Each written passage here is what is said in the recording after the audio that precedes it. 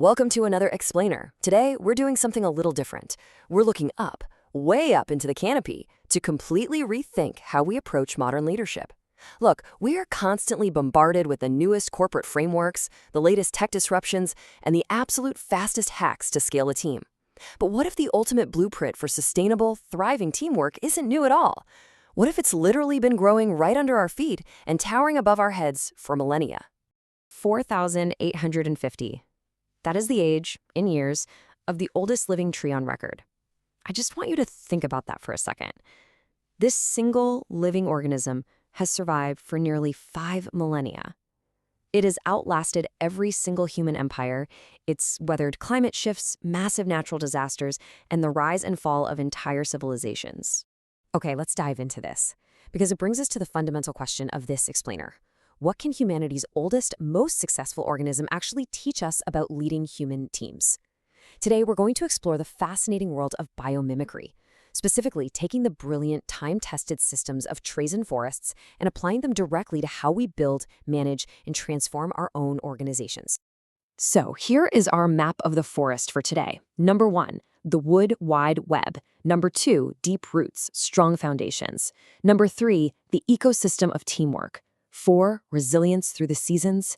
And finally, number 5, building generous organizations. Let's start with section 1, the wood wide web, a cooperative network. For a long time, we pictured trees as these solitary giants, fiercely competing with each other for sunlight and soil. But the science shows us they're actually highly social creatures. To really understand this, we have to look at root graphs. These are physical connections beneath the soil where the roots of different trees actually fuse together. And through these connections, they exchange water, carbon, and crucial mineral nutrients. This isn't just some random accident of nature. It's a highly evolved survival mechanism, and it perfectly sets the stage for a truly fascinating study conducted in a coastal lagoon down in Mexico. A team of researchers led by Dr. Alejandra Vovides were studying black mangrove trees in the La Mancha Lagoon. Now, during the dry season, this lagoon floods with seawater, which massively spikes the salt levels and creates a super stressful environment for the trees. To map how these trees were surviving, the team had to get incredibly creative. They obviously couldn't easily dig up underwater roots, so they used a low-tech but brilliant method. They used a simple steel pipe to tap the submerged roots, and then they actually attached a Doppler ultrasound heart monitor, like straight from a local store, to the tree trunks just to listen to the taps. Through this totally ingenious method, they discovered that in these highly stressed, salty environments, the largest, most dominant trees were actively forming networks to share their resources and keep the smaller, struggling trees alive. And this brilliantly illustrates a massive shift in how we should view success. Let me read this quote from Dr. Vovides. It's less about survival of the fittest and more about the mutual gains of existing in a network. This biological reality directly challenges that old, cutthroat corporate myth we're so used to. The forest doesn't thrive on fierce, isolating competition. It thrives on the mutual gains of a connected network. That underground connection brings us perfectly to section 2, deep roots, strong foundations, and anchoring your team. We're translating that physical root system into the human necessity for deep values in business. Just like a massive oak tree needs an expansive, unseen root system to keep it from toppling over in a storm, a leader needs an invisible foundation of deep values. And guys, this isn't just a nice metaphor. It translates to hard data. Research in organizational psychology shows that leaders who operate with strong, visible values generate a massive 32% higher team commitment than those whose values are unclear or just kind of shift with the wind. Let's look at how this builds a really solid mental model for leadership. We can directly map tree qualities to leadership traits. Root depth. That becomes the core values and purpose that ground your decisions when times get tough. Steady growth translates to a commitment to development without taking damaging shortcuts.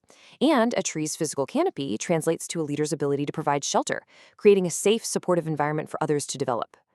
Building on that idea of shelter, let's step into section 3, the ecosystem of teamwork, leaving no one behind. We're going to explore how forests naturally protect their weak links. There is this incredible anecdote from the famous German forester Peter Wohlleben. He was walking through the woods one day and stumbled upon what looked like a circle of curved, mossy stones. But when he scraped the moss away, he found green chlorophyll. It wasn't stone at all. It was an ancient tree stump, hundreds of years old. And no joke, it was still alive. The surrounding trees had literally been pumping sugar and nutrients into this ancient felled stump for centuries just to keep it alive. Why? Because trees are completely dependent on their local ecosystem. If too many neighbors die, the microclimate changes, the forest floor dries out, and everyone suffers. Now, what's really interesting about this slide is how they actively protect this ecosystem. When a tree is attacked by insects, it doesn't just quietly suffer. It instantly acts as an early warning system.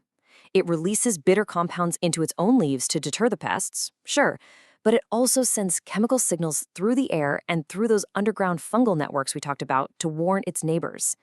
The neighbors then start producing their own defensive compounds before the bugs even reach them. I mean, think about this in the context of our teams.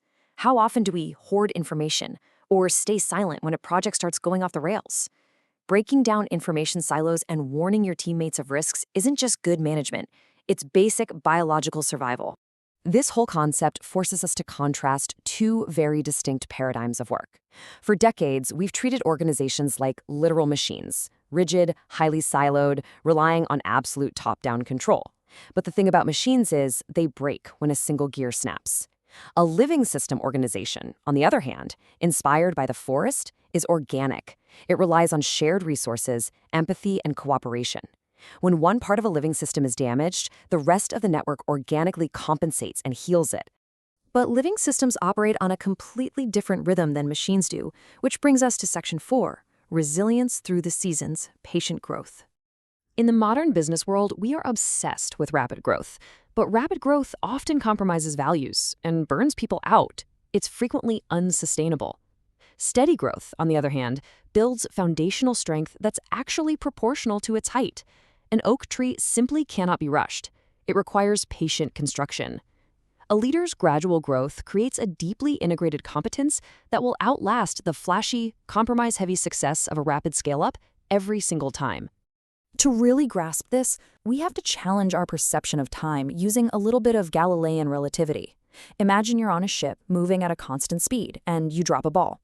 To you, on the ship, it just falls straight down.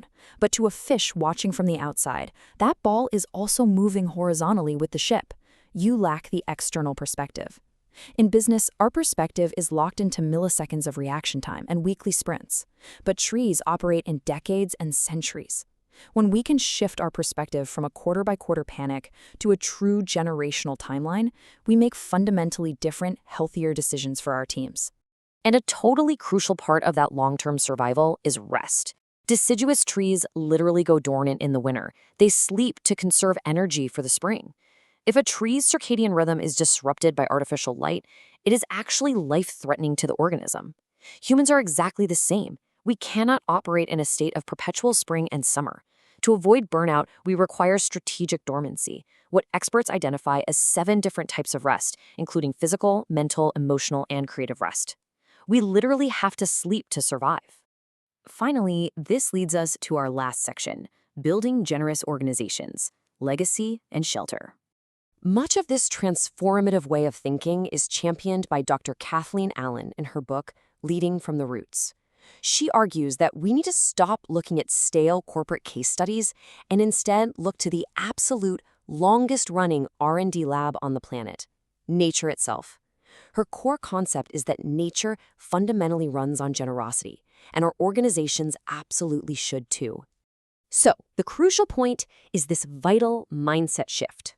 The traditional machine-based leader is constantly asking, what can I control? But think about it. A tree doesn't control the forest. It contributes to it. The living system leader asks, what can I unleash? How do I stop micromanaging every tiny detail and start actually empowering the dynamic living system around me? When you transition to asking what you can unleash, your whole job description changes. Your role is now about creating a leadership ecosystem. As a mature leader, you act as the canopy. You shield your team from harmful organizational weather, the toxic politics and unreasonable demands. You clear space for the seedlings, your emerging leaders, to actually develop. You provide nutrients by freely sharing your knowledge and your connections. And you offer just the right amount of shade, providing support without smothering their raw talent. By mimicking the ancient, cooperative, and incredibly patient systems of the forest, we can build teams that don't just scrape by and survive the next quarter, but actually thrive for generations. I want to leave you with this final provocative thought to really reflect on today. As a leader, or even just as a teammate, what are you willing to relinquish today in order to unleash the true potential of your living system? Think about your own roots, make sure to check on your neighbors, and remember that real, lasting growth takes time. Thanks so much for joining me on this explainer, and I'll catch you next time.